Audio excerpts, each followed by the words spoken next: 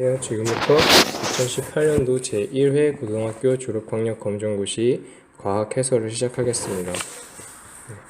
1번 문제입니다. 1번 문제는 의료기기에 대한 문제입니다.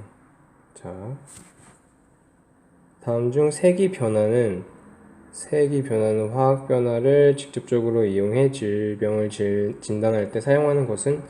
이라고 물어봤네요. 내시경부터 보면은, 내시경은 일단 신체 내부를 들여다보기 위한 기구입니다. 신체 내부를 들여다보는데 바로 렌즈를 이용해서 신체 내부를 들여다보는 의료기기라고 할 수 있습니다. 2번 청진기를 보시면, 청진기는 이제 소리를 듣는 건데요. 환자의 몸 안의 소리를 들으면서 이제 병을 진단하는 그런 의료기기를 청진기라고 하고, 여기서 이제 소변 검사지가 바로 이 색이 변하는 화학 변화를 이용한 것이 이 소변 검사지에 해당을 하게 됩니다. 소변 검사지 같은 경우는 이제 소변을 검사지에 이제 닿게 되면은 그때 그 검사지의 색의 변화가 생기는지 그것을 관찰해서, 그러니까 색 변화를 관찰을 해서 질병이나 이상이 있는지 그것을 알아보는 검사 방법을 소변 검사지 방법이라고 하고, 마지막으로 초음파 진단기 같은 경우에는 당연히 이름에 나와 있는 것처럼 초음파를 이용을 하게 됩니다. 초음파를 이용해서 근육이나 힘줄 그리고 장기들, 이런 것들을 이제 영상으로 나타내 줍니다. 영상으로 나타내줘서 우리가 진단을 할 수 있는 의료기기를 초음파 진단기라고 합니다. 1번의 답은 3번이었습니다. 자, 2번. 기체 성분 변화를 감지해서 전기 신호로 바꿔주는 인간의 후각이랑 비슷한 센서에 대한 질문입니다. 센서에 대한 문제는 매년 나왔죠. 센서에는 뭐 압력 센서, 온도 센서, 화학 센서, 뭐 광 센서, 소리 센서 이런 것들이 있죠. 자, 그럼 여기서 인간의 후각은 뭘까요? 후각. 자, 인간의 후각에는 이제 코에는 우리 코 안에 후각 세포가 있습니다. 그렇죠? 이 후각 세포가 무엇을 감지하냐면은 바로 화학 물질을 감지를 하게 됩니다. 화학 물질을 감지를 하게 되는데, 바로 어떤 화학 물질이냐면 바로 기체 상태의 화학 물질을 감지를 하게 됩니다. 자, 그러면은 이런 후각과 비슷한 역할을 하는 센서는 뭐가 있을까요? 보시면 당연히 이제 이 기체 화학 물질을 감지를 해야 하는 센서여야 하기 때문에 가스 센서가 되겠죠. 가스 센서. 가스 센서가 인간의 후각과 비슷한 센서라고 할 수 있겠습니다. 여기서 화학 물질인데 만약에 액체였다면 그것은 인간의 미각과 비슷한 역할을 할 테고요. 그렇죠? 그때는 가스 센서가 아니라 이온 센서가 되겠죠. 화학 센서에는 화학 센서를 두 개로 나누면 가스 센서랑 이온 센서로 나눌 수가 있죠. 화학 센서는 가스 센서 그리고 이온 센서로 나눌 수 있는데, 가스 센서는 감지를 하는 물질이 기체고, 이온 센서 같은 경우에는 액체입니다. 이 정도로 알아두시면 될 것 같습니다. 그리고 이 광 센서 같은 경우에는 빛을 감지하는 것이기 때문에 인간의 시각과 비슷하겠고요. 이 소리 센서 같은 경우에는 이제 소리를 감지하는 거니까 인간의 청각과 비슷하게 되겠죠. 다음 3번입니다. 자, 태양을 한 초점으로 해서 공전하는 타원 궤도입니다. 지금 보시면 이 지구가 태양을 한 초점으로 해서 타원으로 들고 있죠. 타원으로 공전을 하고 있습니다. 태양 주위를. 이때 S1과 면적 S1 면적은 지금 이만큼이죠. 이만큼과 S2가 같다고 합니다. 네, S2가 같다고 합니다. S1이 S2랑 같고 A에서 B까지 가는데 3개월이 걸렸다고 하네요. 그래서 여기서 여기까지 이동을 하는데 3개월이 걸렸다고 해요. 네. 자, 지구의 공전 주기를 물어봤습니다. 지구의 공전 주기는 자, 이 문제는 케플러의 행성 운동 법칙을 이용하면 되죠. 케플러의 다시 쓸게요.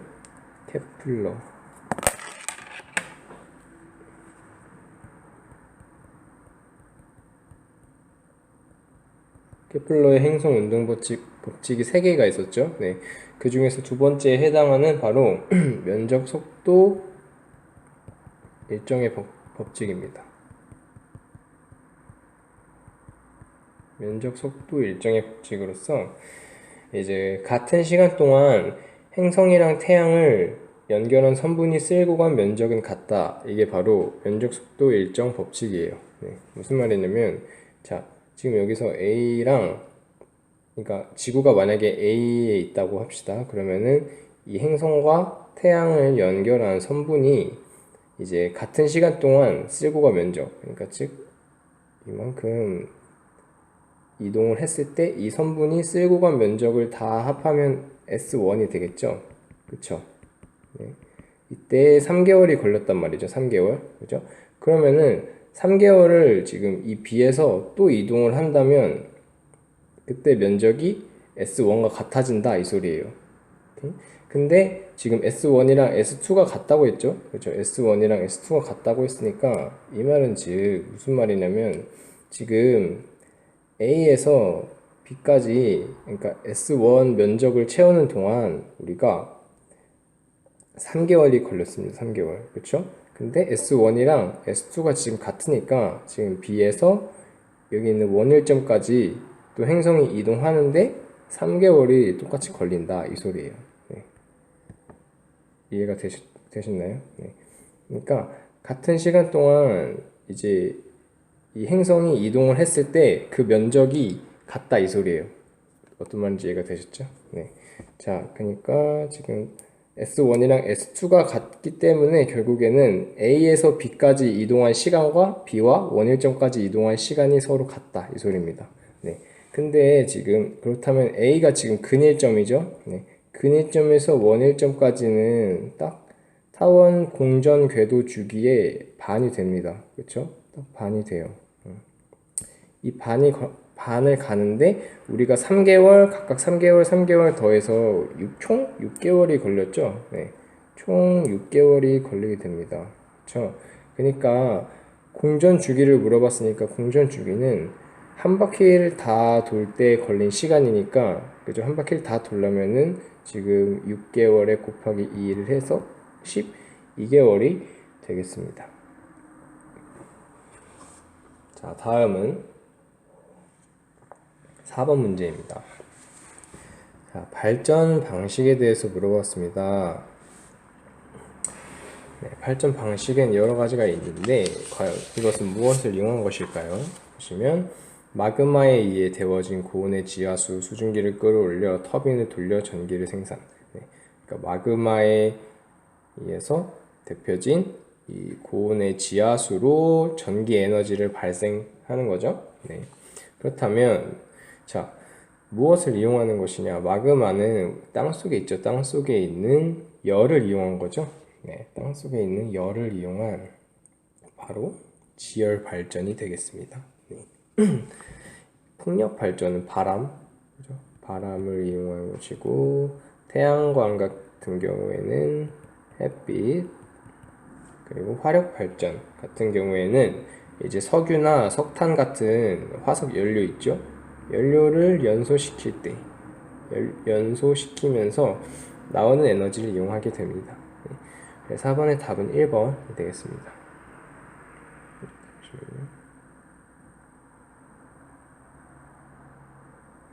다음은 5번입니다. 자, 행성 A와 D까지 있습니다. 저기 보시면 A, B, C, D 이렇게 행성이 있는데 질량과 반지름을 상대적으로 나타냈다고 하네요. 네, 보시면 지금 X축이 행성의 질량, 그러니까 보시면 이쪽으로 갈수록 질량이 커지는 거죠. 그러니까 B랑 D가 지금 A랑 C보다 질량이 큰 상태입니다. 그리고 Y축은 행성의 반지름이네요. 네, 그러니까 여기서 A랑 B가 행성의 반지름이 C랑 D보다 지금 상대적으로 크다 이 소리네요. 그죠? 네. 자, 보시면 행성의 탈출 속도에 대해서 물어봤네요. 그쵸? 행성의 탈출 속도는 뭐냐면은 이제 행성이 중력을 벗어나서 우주 공간으로 날아갈 수 있는 최소한의 속도를 말합니다. 예. 그러니까 예를 들어서 태양이 있으면 그 주위를 지구가 이렇게 돌고 있죠. 지구가 돌고 있고 지구를 태양의 행성이라고 합니다. 네. 그때 이 지구가 태양에 의해 지금 인력이 작용하고 있으니까 태양 주위를 돌게 되는 거잖아요. 공전하면서 이 힘을 이기고 우주로 날아가기, 그러니까 태양에서부터 벗어나기 위해 필요한 최소한의 속도, 이것을 바로 행성의 탈출 속도라고 하는데 식으로 나타내면 이 탈출 속도 V는 루트 R분의 2GM이 됩니다. 네. 여기서 G는 만류인력 상수, 그러니까 중력을 나타내고요. 중력을 나타냅니다. 그리고 여기서 대문자 M이 질량이고, 그리고 R이 반지름이 되겠습니다. 여기 나타낸 것처럼 행성의 질량이 클수록, 그죠? 여기 지금 분자의 질량이 있으니까 질량이 클수록 이 탈출 속도가 커지고요, 그죠? 그리고 반지름이 작을수록 분모에 있는 이 반지름이 작아질수록 탈출 속도는 커지게 되겠죠. 네, 그러니까 질량이 크고 반지름이 작을수록 더 큰 속도가 필요하다 이 소리입니다. 행성이 탈출을 하기 위해서 더 큰 속도가 필요하다 이 소리입니다. 네, 그러면은 탈출 속도가 가장 큰 행성을 물어봤으니까 질량은 크면서 반지름은 작은 녀석을 찾으면 되겠네요. 그렇죠? 여기서 질량이 큰 녀석, 그러니까 D랑 B가 있는데 여기서 반지름이 작은 녀석이니까 바로 D가 되겠습니다. 5번의 답은 4번이 되겠습니다. 자, 다음은 6번입니다. 자, 표는 조명기구 A부터 D까지 같은 시간 동안 공급된 전기에너지와 발생한 빛 에너지를 나타냈습니다. 그러니까 전기에너지를 조명기구에 공급을 해주고, 그리고 이때 빛이 얼마나 발생했는지 본 것이죠. 네. 빛에 대한 에너지 효율이 가장 높은 조명기구를 물어봤네요. 네. 효율은 공급한 전기에너지에서 발생한 빛 에너지 이렇게 해서 100%를 하면 되겠죠. 네. 이게 바로 효율이 되겠습니다. 그러니까 발생한 빛 에너지를 공급한 전기 에너지로 나눠주고 이제 100%를 곱해주면 퍼센트로 단위가 나오게 됩니다. 네. 자, A부터 보겠습니다. A는 자, 공급한 열은 20줄이고 발생한 빛은 5줄이니까 20분의 5죠. 20분의 5 곱하기 100%를 하면 얼마일까요? 4분의 1 곱하기 100%니까 25%가 되겠네요. 그렇죠? A는 25%, B는 지금 20분의 10으로 나타내면 되겠죠. 20분의 10. 그러니까 50%. C는 40분의 5 곱하기 100을 하면 되겠죠. 네. 그러면은 A의 반이 되겠죠. 그래서 12.5%. D 같은 경우에는 자 40분의 10이니까 25%가 되겠습니다. 그래서 가장 높은 녀석은 B가 되겠네요. 6번의 답은 2번이 되겠습니다. 자, 다음 7번입니다. 우주 진화 과정에서 헬륨 원자가 형성되는 과정을 나타낸 것이다. A에 해당하는 입자의 명칭은? 이라고 물어봤습니다. 네. 보시면 원자 핵에서 A와 합쳐졌더니 원자가 되었죠? 네, 그쵸? 여러분, 원자는 무엇으로 이루어져 있나요? 원자는 원자 핵과 전자로 이루어져 있죠. 원자 핵과 전자로 이루어져 있습니다. 네. 그림에서도 보시면 원자 핵이 여기 있죠. 네. 그리고 원자에 보시면 원자 핵이 있습니다. 근데 추가로 뭐가 생겼죠? 네, 바로 전자가 생겼죠. 네. 그래서 7번의 답은 1번이 되겠습니다. 다음은 8번입니다. 자, 이산화탄소 CO2의 전자 배치를 나타냈다고 하네요. 옳은 것을 살펴보겠습니다. 일단 자, 3원자 분자다. 네, 그렇죠. 지금 이산화탄소는 이 분자는 지금 탄소 원자 1개와 산소 원자 2개로 되어 있죠. 그러니까 탄소 원자 1개가 있고 이 산소 원자 2개가 합쳐져서 결합을 해서 바로 CO2가 만들어지는 것이죠. 3원자 분자라는 말은 맞고, 자, 얘는 이온 결합 물질이다. 아니죠. 공유 결합 물질이죠. 공유 결합 물질입니다. 이온 결합 물질은 이온 결합 물질 같은 경우에는 양이온과 이제 이 음이온이 정전기적 인력으로 결합을 한 것을 우리가 이온 결합이라고 하죠. 이온 결합. 예를 들면 NaCl, 염화나트륨 같은 경우를 말을 합니다. 근데 이제 지금 같은 경우에는 서로 전자를 이제 공유했죠. 네. 이 원자과 전자를 서로 공유를 하면서 결합을 하는 공유 결합이라고 할 수 있겠습니다.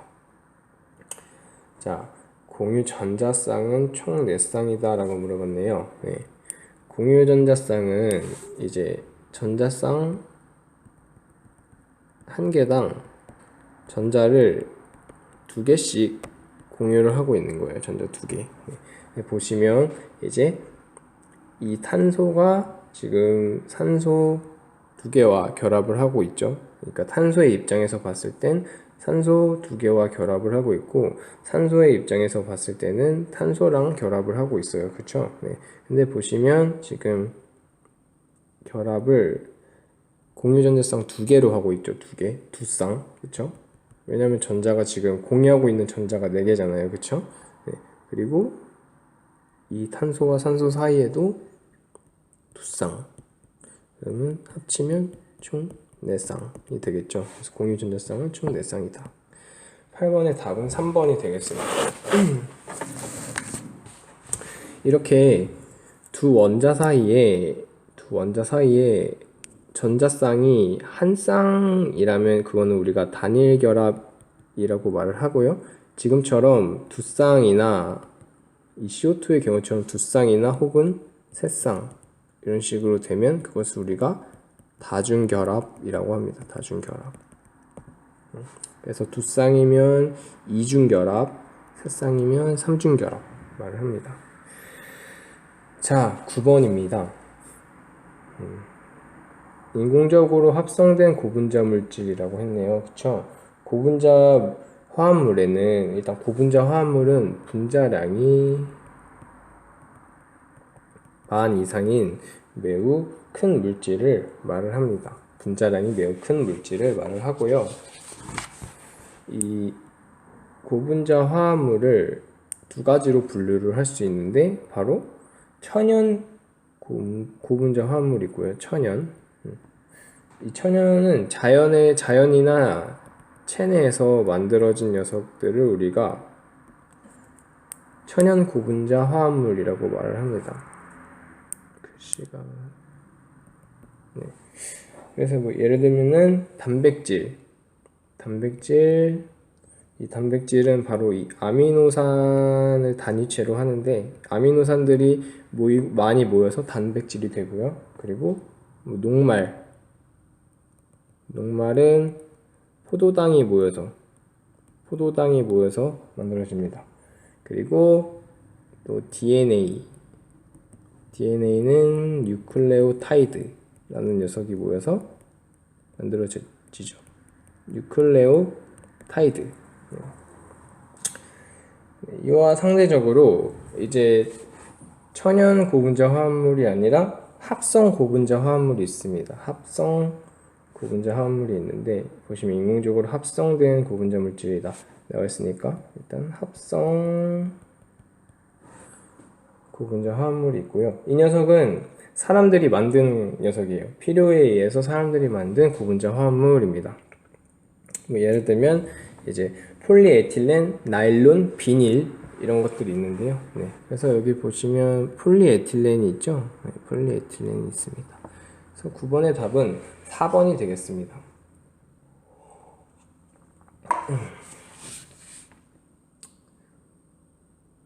그래서 합성 고분자 화합물에 폴리에틸렌 말고도 나일론이나 비닐 이런 것들이 있으니까 알아두시면 좋겠죠?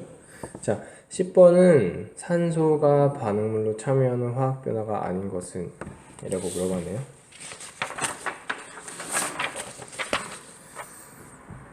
한번 보겠습니다.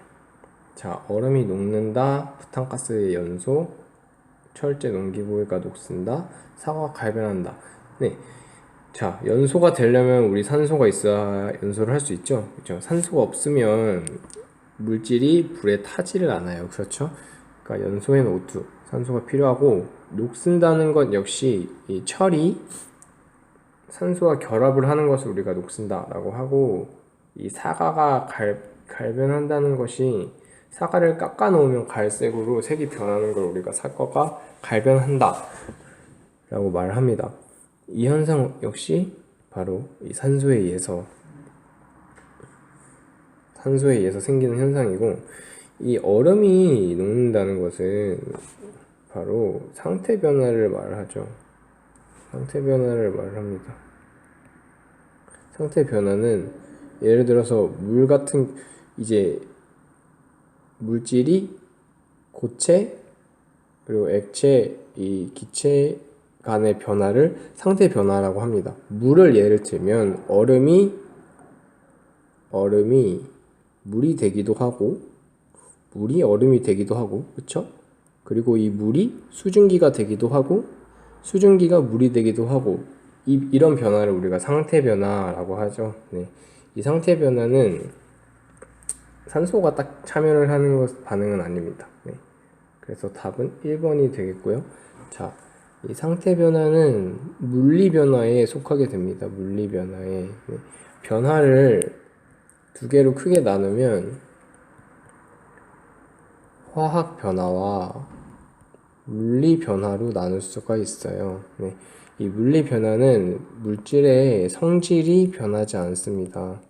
이 화학 변화는 물질의 성질이 변하고 새로운 물질이 만들어지는 것을 우리가 화학 변화라고 해요. 네.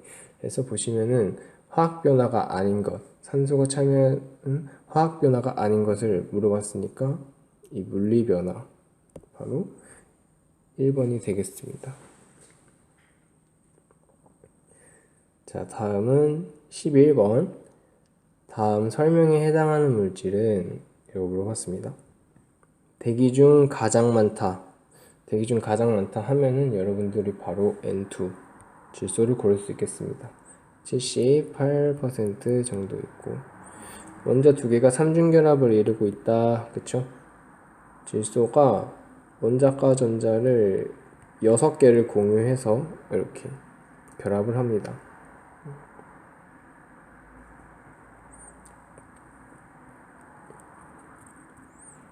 그래서 11번의 답은 2번이 되겠습니다. 자, 12번입니다. 식물세포 소기관. 근데 태양에 이제 빛 에너지를 이용했네요. 빛 에너지를 포도당으로, 광합성이다. 그쵸? 광합성은 어디에서? 엽록체다. 이렇게 알 수 있죠. 엽록체. 그래서 12번의 답은 4번. 되겠습니다. 그리고 이와 상대적으로 세포 호흡이 있죠. 호흡은 ATP를 생성해내는 것인데, 그죠? 이 녀석은 어디서 일어날까요? 바로 미토콘드리아에서 일어납니다. 자, 10번에 대해서 제가 잠깐 더 말씀을 드리려고 하는데요. 10번에 대해서 10번에서 물리변화와 화학변화에 대해서 좀 더 설명을 드리면, 물리변화는 성질이 변하지 않는 변화라고 했었죠. 네, 예를 들면 이런 거예요. 예를 들면 모양이나 크기가 바뀌는 거. 예를 들면 접시가 깨졌다, 컵이 깨졌다, 이런 거 있죠. 이런 거 물리변화예요. 네, 성질이 변하지 않죠. 네, 아니면은 얼음이 녹는다, 이런 상태 변화 이런 걸 우리가 물리 변화라고 합니다. 그리고 화학 변화는 성질이 변화하거나 성질이 변하는 변화죠. 그러니까 새로운 물질이 만들어져야 돼요. 예를 들면은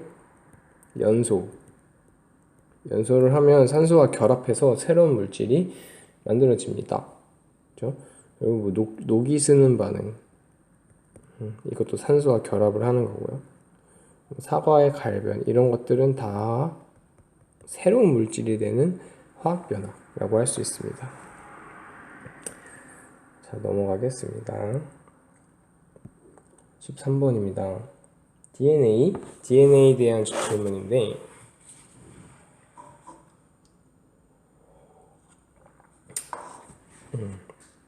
이 DNA의 이중나선을 구성하는 염기 A 비율이 30%라고 합니다. DNA의 특징은 일단 이 폴리뉴클레오타이드라는 녀석이 두 가닥이 서로 이렇게 꼬여있는 이중나선 구조죠. 이중나선 구조. 그리고 인산과 당이 이루어져 있는데, 인산과 당, 그 중에서 이 안쪽에, 이 이중나선 구조 안쪽에 위치한 녀석들 있죠. 안쪽에 요 녀석들을 우리가 염기라고 합니다. 염기. 이쪽의 녀석들 염기라고 하고, 염기의 종류에 4개가 있었어요. 염기에는 4개 종류가 있는데, 먼저 A 같은 경우에는 아데닌이라고 합니다. 아데닌, 그쵸? 그리고 뭐가 있었죠? 그쵸? 구아닌이 있었죠. 구아닌은 G로 쓸 수 있어요.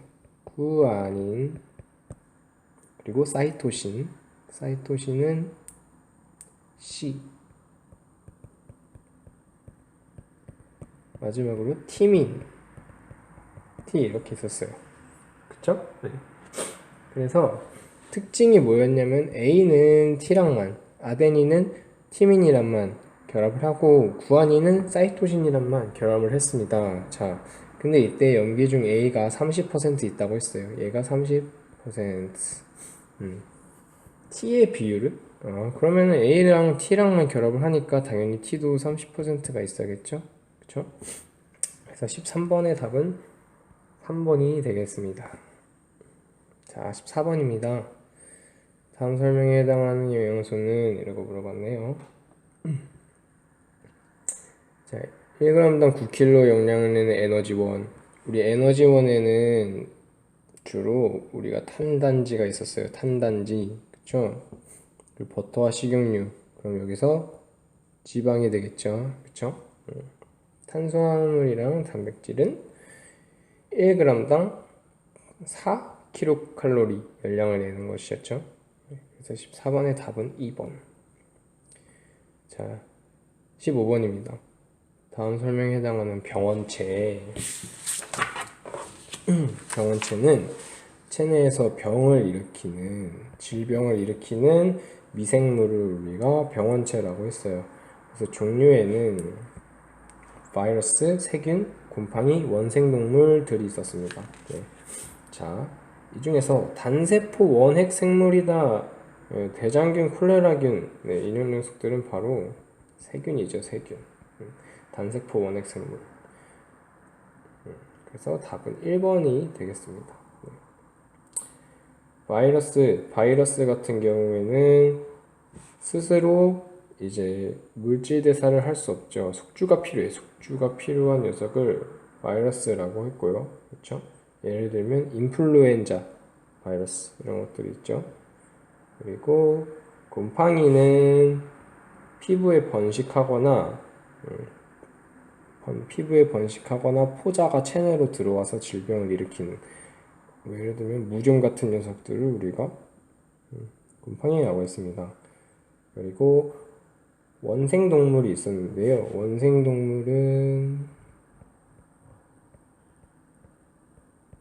원생동물은 이제 단세포 진핵생물을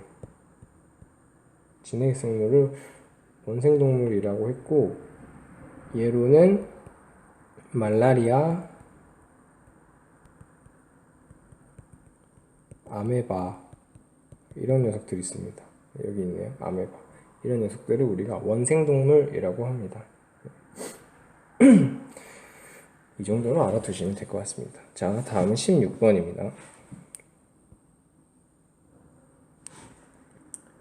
다음 설명에 해당하는 혈액의 구성, 혈액은 혈장, 혈구로 되어 있죠? 그죠? 네. 혈장, 혈구로 되어 있는데, 먼저 좀 지울게요. 혈장은 액체 성분으로 피의 약 90% 되어 있고, 이제 영양소와 노폐물을 운반하게 됩니다. 운반을 하고 체온, 우리 몸의 온도를 조절해 주는 역할을 해줘. 그 다음에 혈구가 있는데, 혈구에 백혈구, 적혈구, 혈소판들이 있어요. 네. 먼저 적혈구는 무슨 역할을 하냐면 바로 산소를 운반합니다. 여기서 헤모글로빈의 작용이라고 하죠. 헤모글로빈. 그리고 모양이 둥글고 납작한 원반 모양입니다.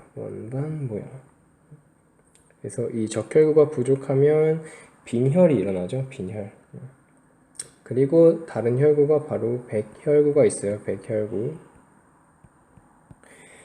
백혈구는 모양이 딱히 없고, 네, 바로 식균 작용을 합니다. 그래서 보시면 16번은 A는 오마이드론 변원체를 식균 작용으로 제거한다 했으니까 16번의 답은 2번 백혈구가 되겠죠. 그리고 적혈구, 백혈구 말고 마지막으로 혈소판이 있어요. 이 혈소판은 피가 났을 때 피를 멈추게, 그러니까 피를 굳게 해주는 역할을 합니다. 자,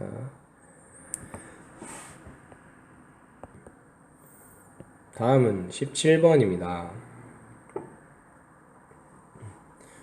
감수분열 과정 일부입니다. 자,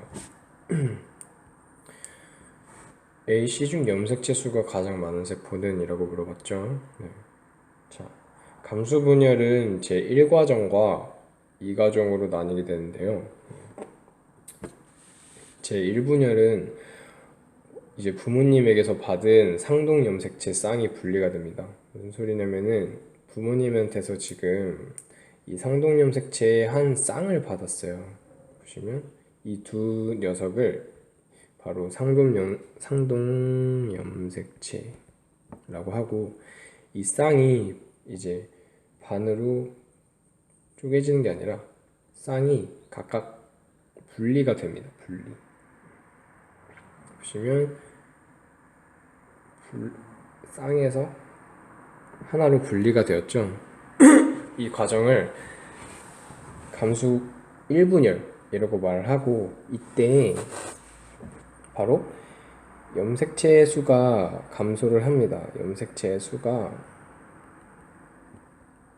바로 2분의 1로 감소를 하게 돼요. 이 n에서 n으로 반으로 감소를 하게 됩니다. 그리고 DNA의 양도 반으로 감소를 하게 되는데요. DNA 양도 반으로 감소를 하게 됩니다. 여러분들이 여기서 헷갈리시면 안 되는 게 이 DNA의 양과 염색체의 수를 헷갈리시면 안 돼요. 네. DNA의 양은 무엇을 말하냐면은 이 총 양을 얘기를 합니다. 총 양을. 네. 보시면 양이 지금 여기는 염색체가 한 쌍이었으니까 염색체가 두 개가 있었죠. 그죠? 근데 1분열이 일어나면은 두 개에서 한 개로 된단 말이에요. 그죠? 네. 그러니까 양이 반으로 줄었다고 말을 할 수가 있어요. 그쵸? 근데 염색체의 수 같은 경우에는 바로 염색체의 종류를 얘기를 해요. 종류를 얘기를 해서 종류가 두 종류에서 한 종류가 되었죠. 1분열이 일어나면서 여기 두 종류인데 1분열이 일어나면 한 종류가 되잖아요. 그쵸? 그래서 염색체 수는 2n에서 n으로 반으로 줄었다라고 말할 수 있는 거고, 제 감수 2분열은 무엇이냐면은 바로 이 염색체가 보시면 우리가 그냥 X자 이렇게 생각할 수 있는데 이렇게 자세히 보시면 이런 실 같은 이 꼬인 녀석들이 두 개가 붙어 있는 녀석이거든요. 그래서 이 하나를 우리가 염색 분체라고 말을 해요. 염색 분체.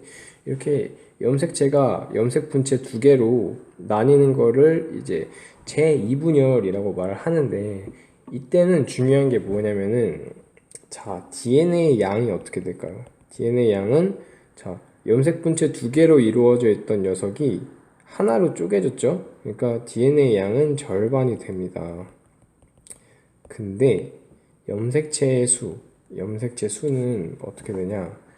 자, 아까 제가 염색체 수는 염색체 종류라고 말했었죠, 종류. 몇 종류죠? 지금 1분열이 끝나고 나서 한 종류였죠. 그리고 제2분열이 일어나면 종류의 수가 변하나요? 아니죠. 여전히 종류는 똑같이 한 종류죠. 그냥 DNA 양만 절반으로 줄었습니다. 그래서 염색체의 수의 변화가 없다라고 말을 합니다. 제2분열에서는. 이해가 되셨죠? 그래서 DNA 양이 절반이 되는 단계는 1분열, 2분열 모두지만 염색체의 수가 절반으로 일어나는 단계는 1분열이다 라고 여러분들이 기억을 꼭 하셔야 합니다. 그래서 질문에서는 염색체 수가 가장 많은 세포를 물어봤으니까 제1분열이 일어나기 전인 A 상태가 되겠죠. 17번의 답은 1번이 되겠습니다. 다음은 18번입니다.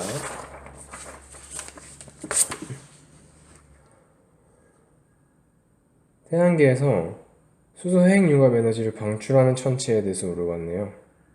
그쵸? 수소 핵 융합 에너지를 방출하는 이것을 우리가 별이라고 하고 바로 주계열성 단계에서 일어나는 일이죠. 바로 수소의 핵 융합 에너지를 방출하게 되는, 그쵸? 자, 태양계에서 수소 핵 융합 에너지를 방출한 천체는 그래서 바로 태양이 되겠습니다. 태양계, 이 우리의 태양계는 지금 태양과 또 태양계를 이루는 행성, 수성, 금성, 지구, 목성, 토성, 천왕성, 해왕성 이런 녀석들을 우리가 태양계라고 하죠. 여기서 유일한 별이 바로 태양이 되겠습니다. 자, 19번입니다. 자, 공전하는 달의 위치를 나타냈다. 보름달을 볼 수 있는 달의 위치라고 물었어요. 그렇죠? 자, 보름달을 보려면 달에 이제 우리가 봤을 때 모든 부분이 태양의 빛이 모두 닿아야 우리가 보름달을 볼 수 있죠. 자, 그때 위치는 바로 D가 되겠죠. 19번의 답은 4번이 되겠습니다. 보시면은 D여야, 왜냐면은 우리가 달을 보려면 사람이 여기서 볼 거 아니에요. 그쵸? 지금 여기서는 낮이니까 달이 어차피 안 보이고, 그죠? 여기 있어야 달을 볼 수가 있는데, 이때 달이 우리가 보는 모든 부분이 해가 비추고 있는 이때 보름달을 볼 수 있고, 자, A와 C 같은 경우에는 사람이 여기 있어야 A와 C 달을 볼 수 있겠죠? 그렇죠? 그때 달을 보면 A 같은 경우에는 해가 반만 비추는 이런 반달이 보이고, 그렇죠? C 같은 경우에도 이런 반달이 보일 거예요. 네. D는 어떻게 될까요? D는 사람이 여기 있어야 달을 볼 수 있는데, 지금 사람이 여기 있으면 해가 지금 해를 쓰고 있는 낮이죠, 낮이죠. 그래서 달을 볼 리가 없습니다. 달이 안 보여요. 네. 낮에는 달 안 보이잖아요, 그렇죠? 네. 19번의 답은 4번이 되겠습니다. 다음은 20번입니다. 지구 나이에 따른 대기 중 산소량이 나타낸 것이고, 산소량이 급격히 증가한 시기, 광합성 때문에 산소량이 증가를 했는데 그 시기를 찾으라고 하네요. 보시면 지금 세로축이 산소량이니까 지구가 탄생하다가 이때 산소량이 급증했죠. 그죠? 이 시기는 바로 C. 그래서 20번의 답은 3번 쉽게 찾을 수 있었습니다. 자, 다음은 21번.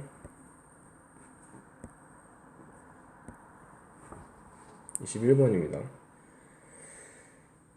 석회암이 지하수에 용해되어 석회동굴이 생성되는 과정은 지구계의 어느 구성요소 간의 상호작용인가? 라고 물어봤습니다. 지구계는 지구와 그 주변을 구성하는 여러 요소들을 말을 하죠. 그래서 직권, 수권, 기권, 생물권 이렇게 나눌 수 있는데, 먼저 직권은 직권, 수권, 기권, 생물권 이렇게 나눌 수 있었죠. 그렇죠? 직권 같은 경우에는 지구 겉 부분과 안을 이루는 부분, 그리고 수권은 지구 표면 물, 기권은 지구를 덮는 대기, 생물권은 모든 생물을 말을 했죠. 네. 자, 그러면은 석회암이 지하수에 용해되어 석회동굴이라 말을 했으니까 석회동굴이 된 거는 이 녀석은 바로 직권이고, 그죠? 지하수는 수권이죠. 그래서 21번의 답은 수권과 직권의 상호작용. 그래서 2번이 되겠습니다. 자, 22번입니다. 허블의 은하 분류도인데 기준을 물어봤죠. 기준은 보시면 타원, 정상나선, 막대나선, 불규칙 다 뭐죠? 네, 바로 겉모양에 따라서 분류를 했죠. 네, 그래서 허블은 모양에 따라 은하를 분류했다. 다음은 23번입니다. 다음 그림은 1년 동안 지구에서 관측되는 황도 12궁이다. 네. 다음 중 계절별로 별자리가 다르게 보이는 원인은? 네. 계절별로 지금 그림을 보시면 알 수 있겠지만 지구가 태양 주위를 공전하고 있죠. 네. 공전을 하면은 지구에서 태양을 바라봤을 때 그 하늘에 위치한 별자리가 다 다르단 말이에요. 그쵸? 여름에는 태양을 바라봤을 때 그 하늘에는 이런 별자리, 가을에는 이런 별자리, 봄에는 이런 별자리, 겨울에는 이런 별자리들이 있기 때문에 이제 계절별로 별자리가 다르게 보여요. 그쵸? 그 이유는 바로 지구의 공전 때문이라고 할 수 있겠습니다. 23번의 답은 3번입니다.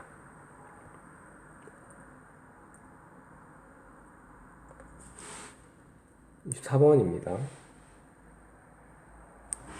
자, 다음 중 비금속 광물이라고 물어봤네요. 비금속 광물은 23번에 대해서 좀 더 설명을 드리자면,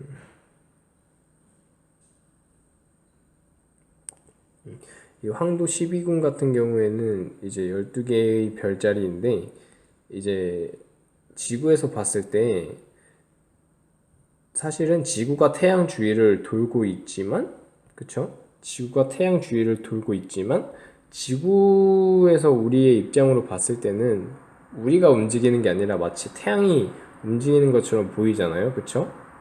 그걸 우리가 겉보기 운동이라고 해요. 예를 들어서 우리가 차를 타고 이동을 하면은 사실 이동하는 건 우리지만 우리 눈으로 봤을 때는 창밖의 풍경들이 내 뒤로 지나가는 것처럼 보인단 말이죠. 그쵸? 이것을 우리가 겉보기 운동이라고 하고, 그것처럼 지구가 태양 주위를 공전하지만 마치 지구에서 보면 태양이 움직이는 것처럼 보여요. 네. 그때 이 태양이 이 별자리들을 계절에 따라서 이동하는 것처럼 보이게 됩니다. 그 별자리들을 우리가 황도 12궁이라고 얘기를 합니다. 자, 24번입니다. 다음 중 비금속 광물을 물어봤어요. 광물은 일단 자연에서 이제 산출이 되는 무기물을 우리가 광물이라고 하고, 이 광물은 금속과 비금속으로 나눌 수 있습니다. 금속과 비금속. 금속에는 종류가 굉장히 많죠. 광물에는 금속은 철, 알루미늄, 구리, 금, 은, 리튬, 망가니즈, 히토류 등이 있습니다. 그리고 비금속에는 고령토, 석회석, 규소, 암염, 흑연 등이 있어요. 그렇죠? 자, 그럼 여기서 비금속 광물을 찾으라 했어요. 네, 그럼 금속, 구리, 금속, 알루미늄 금속이죠. 그러니까 흑연이 비금속 광물이 되겠습니다. 비금속 광물에서 흑연은 탄소로 이루어져 있고 연필심이 쓰이죠. 연필심.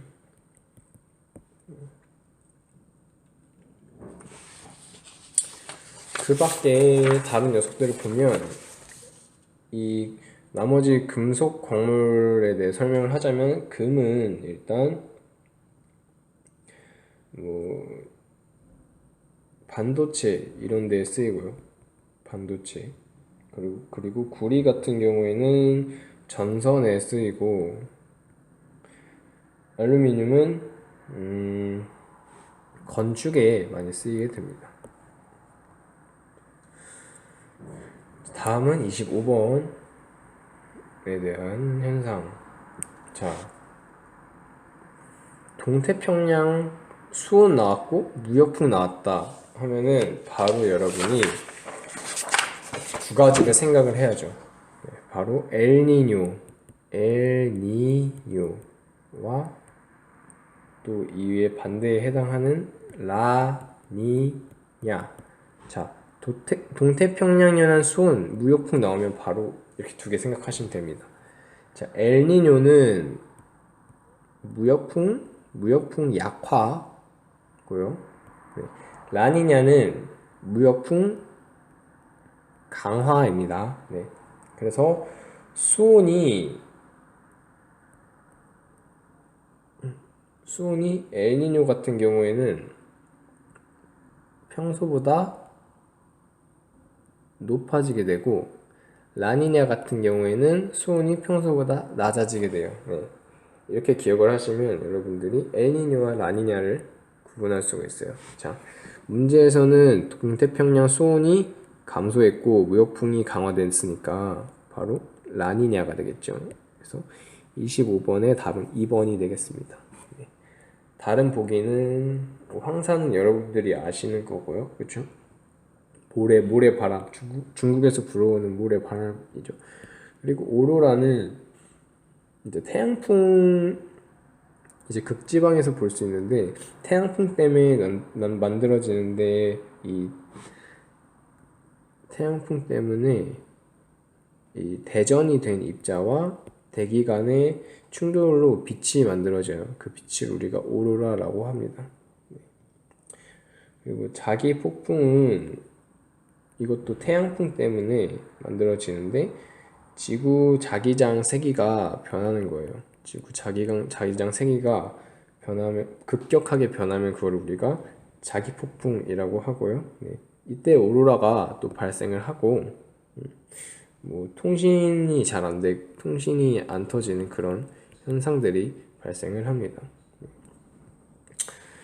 이렇게 2018년도 제1회 고등학교 졸업학력 검정고시 과학 해설을 마치도록 하겠습니다. 감사합니다.